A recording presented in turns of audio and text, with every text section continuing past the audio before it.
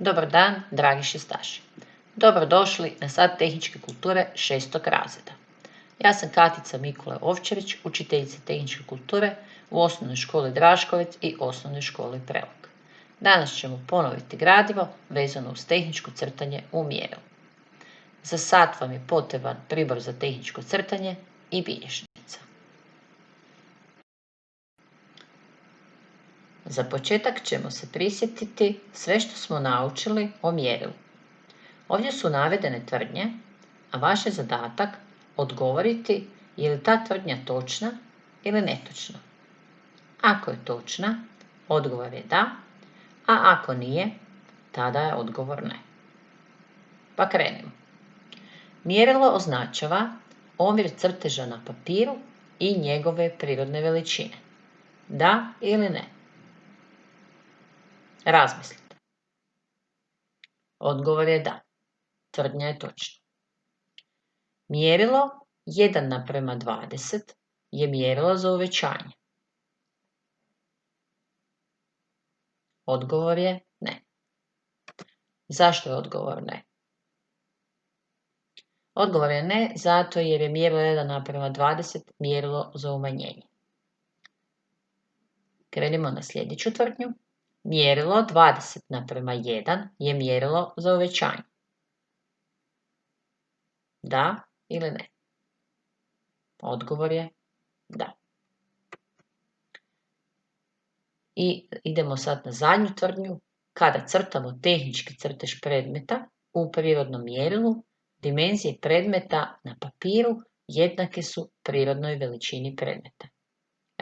Razmislite malo. Je li ta tvrdnja točna ili netočna? Tvrdnja je točna, odgovor je da.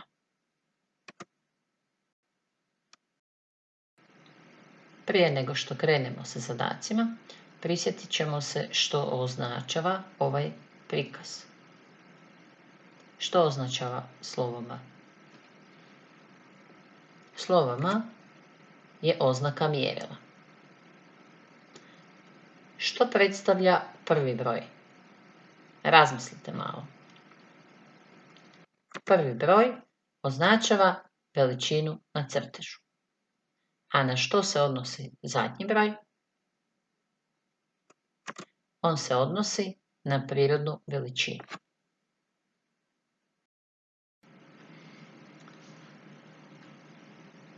Imam za vas jedan zadatak. Na lijevoj strani su nacrtana dva pravokutnika. Izmjerite njihovu veličinu, dimenzija jednog kvadratića je 5 mm i odredite u kojem su mjerilu nacrtani. Pritisnite pauzu i pokušajte sami. Provjerimo jeste li dobro odredili mjerilo. Izmjerili ste 60.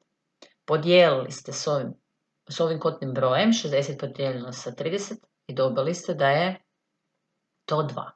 Nakon toga ste izmjerili 100, podijelili s ovih 50 i dobili ste 2.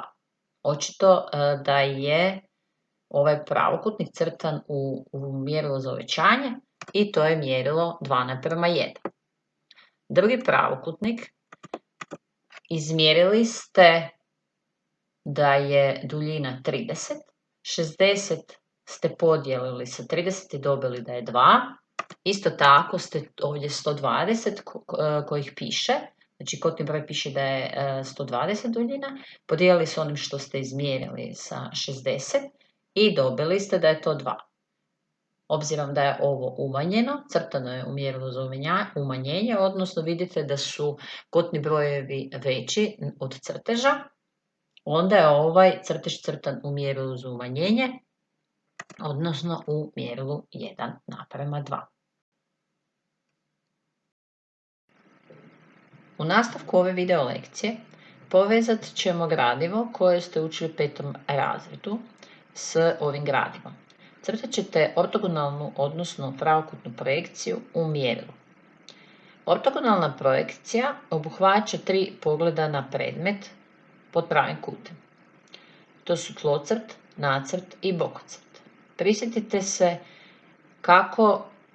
Što su to tlocrt, nacrt i bokocrt?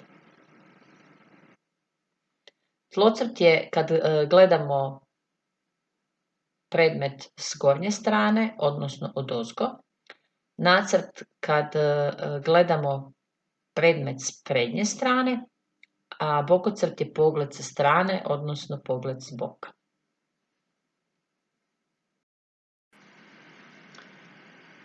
Sad za vas imam jedan zadatak. Potrebno je nacrtati tlocrt, nacrt i bokocrt prikazanog složenijeg geometrijskog tijela u mjerilu 1:2.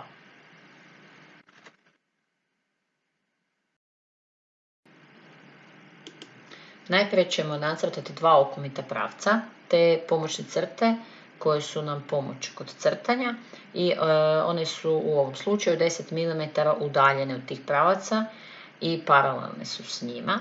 Najprije ćemo nacrtati nacrt, ne zaboravite da ga crtamo u mjerilu 1:2, odnosno u mjerilu za umanjenje, tako da ćemo sve kotne brojeve, odnosno sve dimenzije morati podijeliti s 2.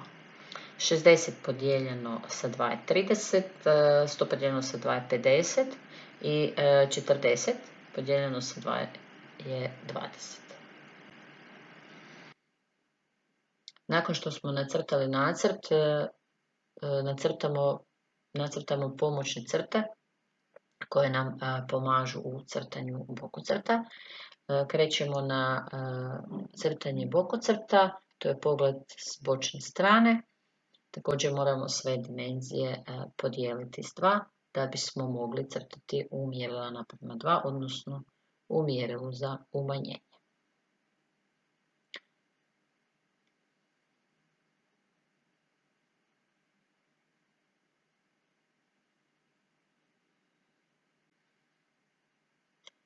I nakon crtanja nacrta krećemo sa zadnjom projekcijom, odnosno tlocrtom, to je pogled s gornje strane.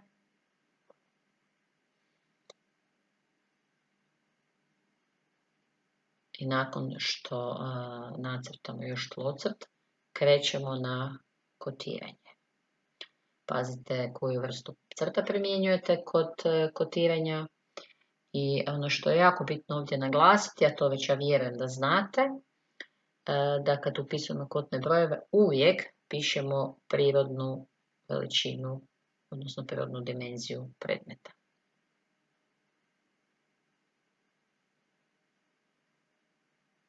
Bez obzira ako crtamo crtež uvećan ili umanjen.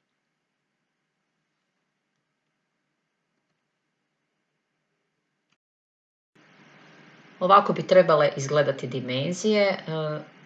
Ono što je bitno da si provjerite jeste li pravilno primjenjivali vrste crta.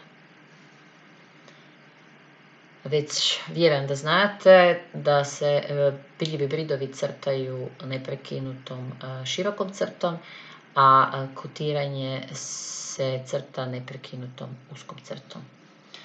I još jednom naglašavam, kotni brojevi uvijek označavaju prirodnu veličinu predmeta ili objekta. Za vas imam još jedan zadatak. Potrebno je nacrtati tlocrt, nacrt i bokocrt ovog prikazanog složenijeg geometrijskog tijela u mjerilu 2:1, odnosno u mjerilu za uvećanje. Vjerujem da ste prepoznali ovo zeleno eksplozivno biće, odnosno čudovište.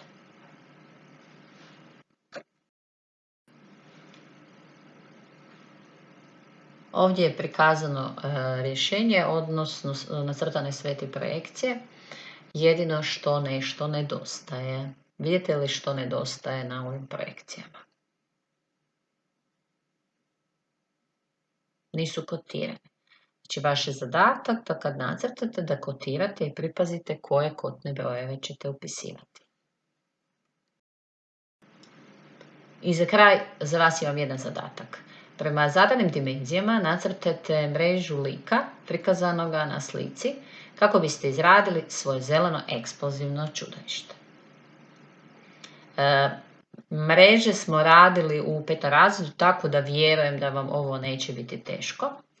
I kad radite mrežu ovog lika, pazite da ne zaboravite nacrtati naznake za lijepljenje. Ako vam se to čini malo teško, možete ga napraviti tako da izradite 4 geometrijska tijela pa ih međusobno spojite. Kao što i sami vidite, glava mu je kocka, tijelo kvadar i noge su također kvadar. Uživajte! Dragi šistaši, hvala vam i doviđenja!